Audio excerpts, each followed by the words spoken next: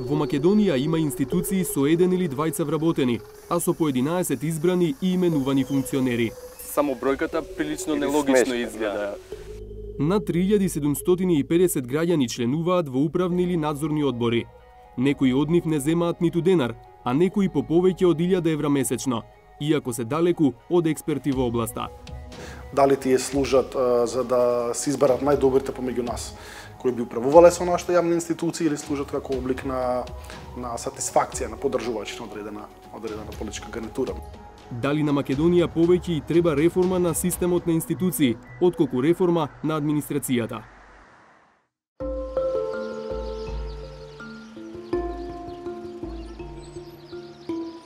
Могила е лоцирана во Пелагонискиот регион. Како и во други општини, тука за отпадот, водоводот и канализацијата, која само некаде ја има, се грижи јавно комунално предпријатие. Но ЈКП Пела со себе носи куриозитет. Има еден вработен, кого го управуваат еден директор, 5 члена на управен и 5 члена на надзорен одбор. Ние моментално, еве, може да се види на терен, дека имаме 14 вработени, од кои еден, тој што стои веќе официјално, е вработен пред, мислам, 2012 година. Тој е директно само во комуналното предпријатие, превеземен преку Македонски шуми со интерен оглас, додека останатите се преку Агенција за привремени вработувања. Дека општинското комунално предпријатие не е измислено само за во него да се вдомат директор или членови на управен и надзорен одбор, тврди и градоначалничката. Причината што на хартија 11 функционери управуваат со еден вработен е што не можат да ги вработат останатите што реално работат. Претходно разговаравме со директорот на комуналното предпријатие да побаравме согласност од надлежните институции да ни дозволат во согласност со систематизацијата на јавното комунално предпријатие да вработиме на неопределено време од тие луѓе што се преку Агенција за времени вработувања, а тука работат од преку 5 години.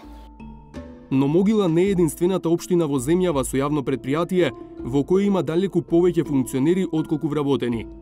Такви се и јавното комунално предпријатие Лиќени Треска, општина Сарај, јавното комунално предпријатие Студеничани, јавното предпријатие за комунални дејности и инфраструктура Кратово, јавното предпријатие за комунални дејности Октиси.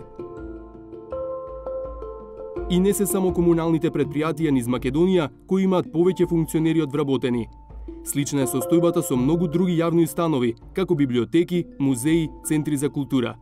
Например, Градски музеј Крива Паланка, научно-културни средби 10 дена Крушевска република, Дом за деца и млади Благој Мучето Струмица, Дом на култура Македонија Гевгелија.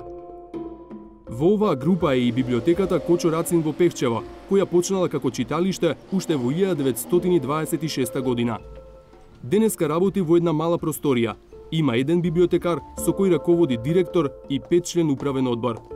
Библиотекарката е задоволна од организацијската поставеност, бидејќи знаат и за полошо. На времето, кога мајка ми работеше во библиотеката, таа беше само еден вработен. И таа мораше да оди во Бераво, значи како главното беше во Бераво се случуваше.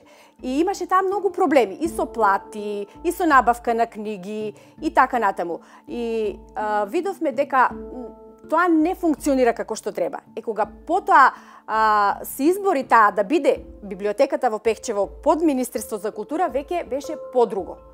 Сите овие примери се само фрагменти од 6-месечното истражување на Центарот за управување со промени за бројот на институции во Македонија, бројот на вработени и на раководни лица.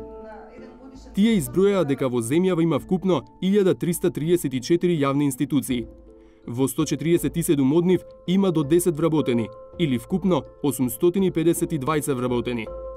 Но овие 852 се раководени од вкупно 1003 избрани и именувани лица. Овие бројки, вели професорот Драган Гоцевски, кој го водеше истражувањето, покажуваат дека Македонија има помал проблем со големиот број административци, отколку со многуте институции и функционери. Неговиот предлог е малите установи да се спојуваат во регионални, за да се добијат институции со повеќе вработени, а еден директор и управен и надзорен одбор. Тоа подразбира да 3, 4, 5, 7 општини имаат едно јавно комунално предпријатие кое што би се грижело за прибирање, управување на цврст или течен отпад. Никој не вели дека треба да се укинат. Меѓутоа, како правни субјекти, во централен регистар, 3, 4, 5, 6 општини може да имаат една заедничка библиотека. Последици кон веќе вработените и објектите и нивните капацитети нема да има. Се што ќе се случи е правните субјекти, тие 5 библиотеки, би се укинале, би се формирала една нова, или 4 би се споиле, претпоставам, кон најголемата. Би имале еден директор, еден управен одбор 5 члена, а би добиле 7, 8, 9 вработени. И еден заеднички буџет. Додека овој предлог сега е намаса пред владата, ниту во Могила, ниту во Пехчево не даваат поддршка. Мислам дека тоа не е добра идеја, затоа што ако постои само еден директор за 3, еве да речеме, исти институции, мислам дека секогаш интересот на директорот ќе биде насочен во местото каде што тој е поставен. И сега кога ние изградивме едно реноме на нашата библиотека, да дојде сега некој да каже од утре вие ќе бидете во состав со Домот на културата, не. Значи тоа нема да функционира така како што функционира сега. Тоа во моментот не е добра идеја. Зошто? Кога би се работело за да се здружиме со друга општина, треба да изградиме канцелари, треба да издадеме градежна дозвола за нова локација за изградба, тоа се дополнителни средства. Друг важен податок поврзан со организацијата на јавните институции во Македонија, кој го откри истражувањето, се надоместоците за членство во управни одбори. На некои места ова не е платено, но на други места месечните надоместоци одат над 1100 евра. Таков е примерот со АД Мепсо, кој е одговорен за пренос на струја низ високонапонската мрежа во земјава. Таму членовите на управниот одбор добиваат по 70.000 денари месечно. Впечатлив е и примерот со Агенцијата за регулирање на железничкиот сектор. Председателот на управниот одбор зема 23.500 денари секој месец, а членовите по 20.500 денари. Но специфичноста е во сознанието дека агенцијата е формирана за да биде регулатор на железничкиот сообраќај.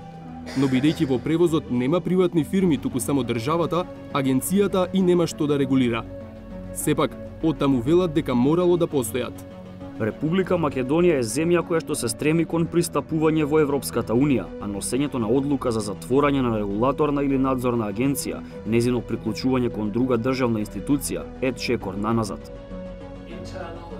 Сите управни и надзорни одбори државата ја чинат околу 2,5 милиони евра годишно. Сума која според препораката од истражувањето треба да се рационализира.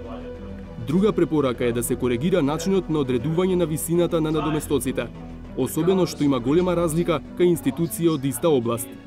Според истражувањето, меѓу оние кои земаат најголеми надоместоци се управните одбори на акционерските друштва во државна сопственост и некои агенции. Но токму тие најчесто ги кријат износите. Од Агенцијата за цивилно воздухопловство и од акционерското друштво Македонски навигации побаравме да не информираат колкави надоместоци примаат членовите на нивните управни одбори. Се повикавме на Законот за слободен пристап до информации од јавен карактер, но и од двете институции одговорија дека не се должни да ни ги кажат сумите. Ограничената транспарентност и големите разлики во надоместоците за учество во управни и надзорни одбори би биле помал проблем, ако истражувањето на крај не заклучува дека луѓето избрани на тие позиции и не се баш кадарни. Директорот и членовите на управните одбори или членовите на стручните совети не се целосно професионализирани, односно нема доволно прецизно препишани критериуми кои што треба да се исполнуваат за одредено лице да биде назначено на тие позиции. Така да постава лесно е да се отвори прашањето дали преку нив се врши одредено заобиколување, дали тие служат за да се изберат најдобрите помеѓу нас, кои би управувале со нашите јавни институции или служат како облик на сатисфакција на поддржувачи на одредена политичка гарнитура. Меѓутоа, ова се места кои што секаде во свет подлежат на некаков споил. Сега останува да видиме на внатрешно ниво дали членовите на советите на општините и владата и пратениците се придружуваат да ги бираат најдобрите помеѓу своите редови или само некои што им беа најлојални. Засега е неизвестно како, но и дали воопшто владата ќе се справи со абсурдите во организацијата на институциите. Искуството од минатото покажува инертност кај државата за вакви зафати. Например, Агенцијата за нуклеарни технологии која беше сместена во оваа зграда, изминативе години упорно добиваше буџет и до 90.000 евра. Иако 2015 година нема кој да ги троши парите, бидејќи е без директор и без вработени. Можеби таа ќе биде првиот пример дека се може и без некои од институциите.